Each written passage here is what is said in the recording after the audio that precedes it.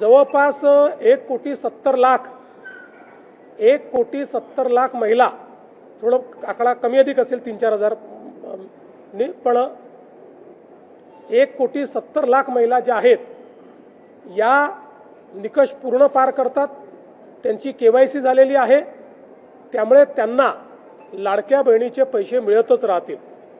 ज्यांनी KYC केली नाही त्यांना आता आम्ही पैसे देणार नाही, पण त्यांना दिलेले पैसे आम्ही वसुली करणार नाही।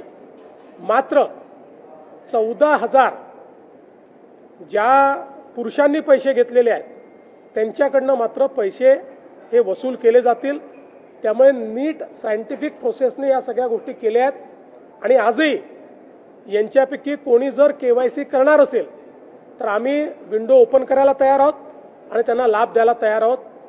आजही ज्यावेळेस आपण जेवढ्या लाडक्या बहिणींना लाभ देतो, देशातल्या कुठल्याही योजनेपेक्षा आजही सर्वात मोठी योजना ही महाराष्ट्राची आहे।